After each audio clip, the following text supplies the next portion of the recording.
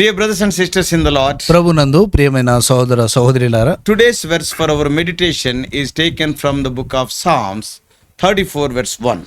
ఈ దినము మన ధ్యానం కొరకే తీసుకున్నటువంటి వచనము కీర్తనల గ్రంథం 34వ అధ్యాయం మొదటి వచనము. I'll bless the Lord at all times, his praise shall continually be in my mouth. నేను ఎల్లప్పుడూ యెహోవాను సన్నుతించెదను, నిత్యం ఆయన కీర్తి నా నోట నుండును.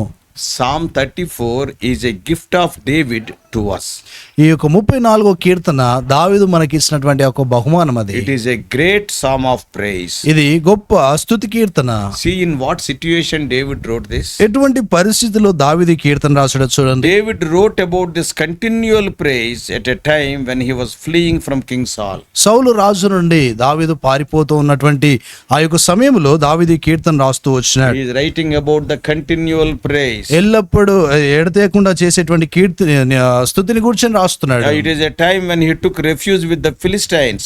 ఫిలిస్తీన్ల దగ్గర ఆయన ఆశ్రయం పొందినటువంటి సమయం. He came to King Achish, the king of Gath. ఈ యొక్క గాతు రాజు అయినటువంటి ఆకీషు వద్దకు వచ్చినాడు. As a matter of fact, వాస్తవానికి it is very difficult to praise God in such a tight situation. అటువంటి క్లిష్ట ఎంతో ఒత్తిడితో కూడినటువంటి పరిస్థితుల్లో దేవుని స్తుతించటము చాలా కష్టము. Undoubtedly this is a mistake on the part of David. Actually, దావీదు విషయంలో గనక మనం చూస్తే ఎటువంటి సందేహం లేదు, ఇది ఆయన చేసినటువంటి పొరపాటే. in his own life, తన సొంత జీవితంలో he killed Goliath, the king of Gath. ఆ యొక్క గాతు రాజు అయినటువంటి గొల్యాతును హతమార్చినాడు. He said that he was an uncircumcised ఈ Philistine. యొక్క సున్నతి లేనటువంటి ఫిలిస్తీయుడని ఆయన చెప్పాడు. But now in the time of great trouble, ఇప్పుడు గొప్ప సమస్య ఉన్నటువంటి పరిస్థితుల్లో he came for shelter to the king of Gath ఈ again. యొక్క గాతు రాజునొద్ద ఆశ్రయాన్ని పొందడానికి వచ్చాడు. It is wrong. అది సరిగానటువంటి విషయం. But that is a different topic. అయితే అది వేరే అంశం అది. But coming to the context of this psalm, ఈ యొక్క కీర్తన యొక్క ఆ యొక్క సందర్భంలోనికి వస్తే Achish recognized him and David was afraid for his life. ఆకీషు ఆయనను గుర్తుపడతా వచ్చినాడు. దావీదు తన సొంత ప్రాణం విషయమై భయపడ్డాడు. That's why he feigned madness to disguise his true identity. He behaved like a madman. అందుకొరకే ఆయన యొక్క నిజమైన గుర్తింపు బయటపడకుండానట్లు వెర్రివాని వలె ప్రవర్తించినాడు. Oh, what a sad state to a hero who killed Goliath. ఇక్కడ చూస్తే ఒక గొల్యాతును హతమార్చినటువంటి వీరునికి ఎంత దయనీయమైనటువంటి పరిస్థితి ఇది. Psalm 34 is an alphabetic acrostics psalm, that is alphabets one by one it will come. ఈ యొక్క 34వ కీర్తన గనక చూస్తే ఈ యొక్క అక్షరాలు ఒకటి తర్వాత ఒకటి వచ్చేది కాదు కనబడుతుంది. See, there are 22 verses, 22 letters in the Hebrew alphabet. Hebrew యొక్క ఆల్ఫాబెట్స్ లో గనక చూస్తే అక్షరాల్లో 22 అక్షరాలు ఉన్నాయి. And there are 22 verses in this psalm. ఈ యొక్క కీర్తనలో 22 వచనాలు ఉన్నాయి. And each verse started with a consequent alphabet. ఈ యొక్క ప్రతి వచనం కూడా చూస్తే ఒకదాని తర్వాత ఒకటి వచ్చేటువంటి అక్షరంతో ఆరంభించబడింది. In the heading of this psalm, ఈ యొక్క కీర్తన యొక్క శీర్షికలో it is written as Abimelech, not Achish. అక్కడ ఆకీష్ అని రాయబడలేదు కానీ అబీమెలెకు అని రాయబడింది. Some people have a doubt how Abimelech and Achish are the same. అబీమెలెకు ఆకీషు అంటే రెండు కూడా ఒకటేనా అనేటువంటి ఒక అనుమానము ప్రజలు కలిగి ఉన్నారు. Although king of Gath's name was Achish, గాతు రాజు యొక్క పేరు ఆకీష్ అయినప్పటికీ the heading to this psalm calls him Abimelech. అయితే ఈ శీర్షికలో రాయబడినటువంటి పేరు ఏంటంటే అబీమెలెకు. Here we have to note that Abimelech was a Philistine royal title. ఇక్కడ మనం గమనించాల్సినటువంటి విషయం ఏంటంటే ఈ యొక్క అబీమెలెకు అనేటువంటి ఈ యొక్క మాట ఫిలిస్తీన్ల యొక్క రాజ కుటుంబానికి ఇవ్వబడేటువంటి ఒక బిరుదుగా ఉంది. The meaning is he is a father king. దాని యొక్క అర్థం ఏంటంటే తన యొక్క తండ్రి రాజు అని అర్థము. Meaning is he is a father king, that is he is the king and the father. ఆయన చూస్తే ఆయన రాజు తర్వాత తండ్రి కూడా. If you see, మనం చూస్తే Pharaoh is the royal title to Egyptian emperors. ఇక ఫరో అనేటువంటిది ఐగుప్తు చక్రవర్తి లేక ఐగుప్తు రాజులకు ఇవ్వబడేటువంటి బిరుదు. Yeah, they are having their individual names, వారికి తమ వ్యక్తిగతమైన పేర్లు ఉన్నాయి. but it is a royal title and it will be attached to their individual names. అది వారి యొక్క రాజ కుటుంబానికి సంబంధించింది బిరుదుగా ఉంది. వారి యొక్క పేర్లకు ఈ యొక్క పేరు కూడా జత చేయబడుతుంది. Similarly, Sennacherib is the royal title of Assyrian emperors. అదే రీతిగా సెనహెరీబ్ అనేటువంటిది అష్షూరీయుల యొక్క రాజ కుటుంబానికి చెందింది. Caesar was the royal title for Roman emperors and so on. ఈ యొక్క రోమా చక్రవర్తులకు కైసరు అనేటువంటిది బిరుదుగా ఉండింది. So Achish or Abimelech is the same person. Don't get confused. ఆకీషు అబీమెలెకు అంటే ఒకే వ్యక్తి. దీంట్లో ఏమాత్రం కూడా కలవరం So చెందకూడదు. 34:1 Psalm says, 34వ కీర్తన మొదటి వచనం చెప్పే విషయం, I'll bless the Lord at all times, and his praise shall continually be in my mouth. నేను ఎల్లప్పుడూ యెహోవాను సన్నుతించుదును, నిత్యము ఆయన కీర్తి నా నోట నుండును Yeah, అంటాడు. this verse 1 is much easier to read, ఈ యొక్క కీర్తన, ఈ యొక్క మాట ఎంతో చదవడం చాలా సులువు, మొదటి వచనము. but it కానీ is easy to preach sermons on it. ఈ యొక్క మాటపై వాక్యం, ఉపదేశం లేక సందేశం చెప్పడం కూడా సులువే. But it is very difficult to practice. అయితే అభ్యాసం చేయడం చాలా కష్టం. How can you and I praise God at all times? నీవు నేను ఎల్లప్పుడు కూడా దేవుని ఎలాగో స్తుతించగలము? It is difficult at times to praise the Lord. దేవుణ్ణి కొన్ని సందర్భాల్లో స్తుతించడం చాలా కష్టము. Sometimes we are sick and become very weak. కొన్నిసార్లు మనం అనారోగ్యం పాలై ఎంతో బలహీనంగా ఉంటాం. Sometimes without our fault we are blamed. కొన్నిసార్లు మన యొక్క పొరపాటు లేకుండానే మనం నిందించబడతాం. Without our fault our name is scandalized. మన యొక్క పొరపాటు లేకుండానే మనపై కొండెములు చెప్తా ఉంటారు. Sometimes we will be in sorrow of losing the one whom we love more. కొన్నిసార్లు మనం ఎంతగానో ప్రేమించేటువంటి వారిని పోగొట్టుకునే అవకాశం ఉంటుంది. Sometimes we expect good marks, contrary to that we failed in the exam. కొన్నిసార్లు మంచి మార్కులు మనం వస్తాయి అనుకుంటాం, కానీ దానికి వ్యతిరేక్తంగా చూస్తే ఆ యొక్క సబ్జెక్ట్ లో ఫెయిల్ అయిపోతాం.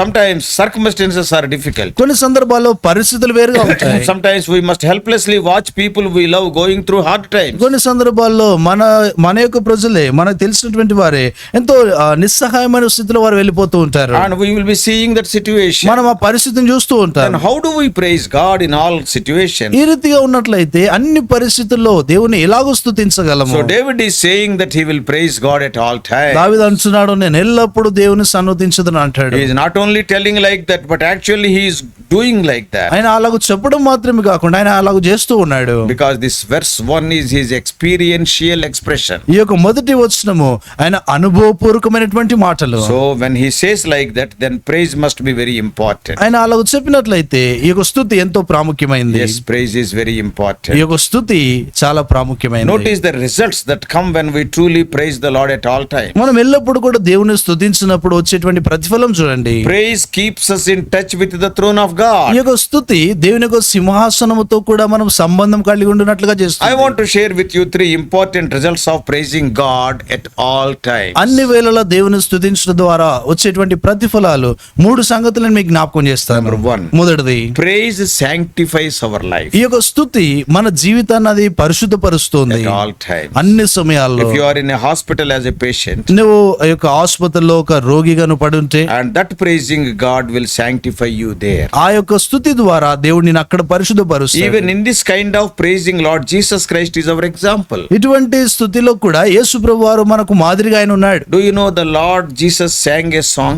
యేసు ప్రభువారు ఆయన ఒక పాట పాడాడు, మీకు తెలుసా అది? Do you know in what situation he sang that song? ఎటువంటి పరిస్థితులైనా ఆ పాట పాడుతూ వచ్చాడు. He sang it when he was going to Calvary. ఆయన కలవరికి వెళ్తా ఉన్నటువంటి సమయంలో పాడుతూ He వచ్చాడు. was able to sing before he went to Calvary. ఆయన కలవరి కొండపైకి వెళ్ళేటువంటి సమయం ముందు పాడుతూ వచ్చాడు. And in Matthew 26:30, మత్తయి సువార్త 26:30 it is written there. అక్కడ రాయబడింది, And when they had sung a hymn, they went out. అంతటా వారు కీర్తన పాడి ఒలివల కొండకు వెళ్ళిరి. Many ask what song he must be singing. చాలా మంది అడుగుతూ ఉంటారు, ఆయన ఏ పాట పాడించాడు? Generally, tradition says సాధారణంగా ఆ యొక్క ఆచరణ చెప్పేటువంటి విషయం the ఏంటంటే, Israelites were singing 6 psalms during the Passover festival. ఇశ్రాయేలు ప్రజలు ఈ యొక్క పస్కా పండుగ సమయంలో ఒక 6 కీర్తనలు పాడేవారు. That is Psalm 113 to Psalm 118. 113వ కీర్తన మొదలుకొని 118వ కీర్తన వరకు During the observance of the festival, they were singing 2 psalms. ఆ పండుగ ఆచరించేటువంటి ఆ యొక్క సమయంలో వారు 2 పాటలు పాడేవారు. That is Psalm 113 and 114. 113, 114. And at the close of the festival, ఈ యొక్క పండుగ ముగింపులో they were singing the remaining 4 ఆ psalms. మిగిలినటువంటి 4 కీర్తనలు పాడేవారు. From this we understand, దీని నుండి మనం గ్రహించే విషయము, Jesus with other 11 disciples, they must be singing song in Psalm 113 and Psalm 114. యేసుక్రీస్తు వారు మిగిలినటువంటి శిష్యులతో కలిసి ఆయన Remaining 11 disciples. మిగిలినటువంటి 11 మంది శిష్యులతో కలిసి ఆ యొక్క 113 and 114. 113, 14 కీర్తనలు పాడేవారు. 113 113 and 114. 114. Already Judas Iscariot left them. ఇదివరకే ఇస్కారియోతు యూదావారిని విడిచిపెట్టాడు. So they must be singing Psalm 113 or Psalm 114. 113 అయినా 114 కీర్తన అయినా వారు పాడేవారు. What about Paul and Silas in the Philippian prison? Philippi చెరసాల్లో పౌలు శీల యొక్క సంగతి ఏంటి? They were beaten very badly. వారు అక్కడ చూస్తే ఎంతో ఘోరంగా కొట్టబడ్డారు. Blood was oozing out of their wounds. వారి యొక్క గాయాల్లో నుండి రక్తం కారిపోతూ ఉంది. Their feet were in stocks. వారి యొక్క పాదాలు చూస్తే ఒక కాళ్ళు అవి సంఖ్యలలో ఉన్నాయి. And in the most painful situation they both sang songs. ఎంతో బాధాకరమైనటువంటి పరిస్థితులు వారు కీర్తనలు పాడుతూ వచ్చారు. Praise sanctifies your life. ఈ యొక్క స్తుతి అది నీ జీవితాన్ని పరిశుద్ధపరుస్తుంది. And secondly we understand రెండోది మనం గ్రహించే విషయము, praise unifies God's people. ఈ యొక్క స్తుతి దేవుని యొక్క ప్రజలను అది అసమానులుగా చేస్తుంది. Unifies ఐక్యతలో. క్షమించండి, ఐక్యతలోనిగా తీసుకొని If we వస్తుంది. read chapter 34 34వ అధ్యాయం చూస్తే verses 2 and 3, David writes, 2-3 వచనాలు దావీదు రాస్తాడు, "Oh, magnify the Lord with me and let us exalt his name together." యెహోవాను బట్టి నేను అతిశయించున్నాను, దీనులు దాన్ని చూసి సంతోషించుదురు అంటాడు. నాతో కూడి యెహోవాను గణపరచుడి, మనం ఏకముగా కూడి ఆయన నామమును గొప్ప చేయుదుము. One thing we all can do together is praising the Lord. మనమందరము కలిసి చేయగలిగినటువంటి సంగతి ఒకటి ఏంటంటే ఆయనను స్తుతించుట. When we hear a sermon, మనం ఏదైనా ఒక ప్రసంగం విన్నప్పుడు each one of us will react and respond to that sermon in a different way. మళ్ళీ ప్రతి ఒక్కరము కూడా ఆ యొక్క వర్తమానానికి వేరు వేరు విధానాల్లో స్పందిస్తాం. Based on your experience and understanding, నీ యొక్క అనుభవముని గ్రహింపును బట్టి our opinions will differ. మన యొక్క అభిప్రాయాలు మారిపోతూ After ఉంటాయి. hearing a sermon, ఒక ప్రసంగం విన్న తర్వాత sometimes some people misunderstand the message and also messenger. కొన్నిసార్లు వర్తమానాన్ని కూడా అపార్థం So చేసుకుంటారు. some people will say కొద్దిమంది అంటారు the message is good. ఆ వర్తమానం బాగుంది, Some people will say కొద్దిమంది అంటారు it is bad. అది బాగలేదు అంటారు, Some people say it is average. కొద్దిమంది అంత మాత్రమే ఉంది అంటారు. So there is no unity in their expression. వారు పలికేటువంటి దానిలో ఎటువంటి ఐక్యత కనబడదు. But it is not like that regarding singing and praising. ఆ యొక్క స్తుతించుటలో గణపరచుటలో అటువంటి ఆ యొక్క వ్యత్యాసం లేదు. We all can agree with the hymn book and can sing in one accord. మనమందరం కూడా కలిసి ఒక కీర్తనలో ఏక మనసుతో మనం పాడొచ్చు. Probably this is the reason why so much singing and praising will be in heaven. బహుశా అదే కారణమును బట్టి పరలోక రాజ్యములో ఈ యొక్క స్తుతి ఆరాధన ఉంటుంది. People from different nationalities and backgrounds. వేరు వేరు వెనుక చరిత్ర కలిగిన వారు, వేరు వేరు జాతులకు చెందినటువంటి వారు, People from different colors and different languages. వేరు వేరు రంగులు కలిగిన వారు, వేరు వేరు భాష ప్రజలు All together with one accord they will be singing. అందరూ ఏక స్వరముతో ఏక ఆత్మతో వారు పాడుతూ They will be ఉంటారు. praising and worshiping the Lord in unity. వారు ఐక్యతతో దేవుని స్తుతించి ఆరాధిస్తూ ఉంటారు. Of course, in one sense all will be in glory. ఒక విధానంలో చెప్పాలంటే అందరూ కూడా మహిమలో ఉంటారు. So secondly, praise unifies God's people. రెండోదిగా చూస్తే ఈ యొక్క స్తుతి దేవుని యొక్క ప్రజలను ఐక్యతలోనికి తెస్తుంది. First thing is it sanctifies you. మొదటిది అది నిన్ను పరిశుద్ధపరుస్తుంది. Secondly, it unifies God's people. రెండోదిగా దేవుని ప్రజలను ఐక్యపరుస్తుంది. Thirdly, మూడోది praise magnifies the Lord. ఈ యొక్క స్తుతి దేవుని ఘనపరుస్తుంది. Verse 3 says, 3వ వచనంలో రాయబడింది, "Oh, magnify the Lord with me." నాతో కూడా యెహోవాను ఘనపరచుడి. Since praise magnifies the Lord at all times, we should be involved in praise at all times. స్తుతి దేవుని ఘనపరుస్తుందంటే మనం ఎల్లప్పుడూ కూడా ఆ స్థితిలో లీనమై ఉండాలి. Anybody can praise the Lord when things are going on well. సంగతులన్నీ కూడా బాగా జరుగుతా ఉన్నప్పుడు ఎవరైనా కూడా దేవుణ్ణి But స్తుతించగలుగుతారు. it is during furnace experiences that praise really magnifies the ఈ Lord. యొక్క అగ్నిగుండం యొక్క సందర్భం, ఆ పరిస్థితులు ఉన్నప్పుడు నిజముగా దేవుని స్తుతిస్తామా లేదనేటువంటి సంగతి ప్రాముఖ్యం. So when you get a seat in the college you are dreaming about, నువ్వు ఎన్నో రోజుల నుండి కలలు కంటా ఉన్నటువంటి ఆ యొక్క కళాశాలలో నీకు సీట్ వస్తే, or when you get a high ranking job, నీకెంతో ఉన్నతమైన ఉద్యోగం వస్తే, or when you are blessed with a nice life partner, నీకెంతో మంచి జీవిత భాగ్యస్వామి దొరికితే it is easy to praise. అది స్తుతించడం చాలా సులువు. But when you are suffering from a terminal disease, అయితే నీకేదో మరణకరమైన రోగం చేత or బాధపడతావు, when you lost your job, నీ ఉద్యోగాన్ని or పోగొట్టుకుంటే, when Satan is shifting you, సాతానుడు నేను జల్లిస్తా ఉంటే it is very difficult to praise the Lord. దేవుణ్ణి స్తుతించడం చాలా కష్టము. See, in the Bible,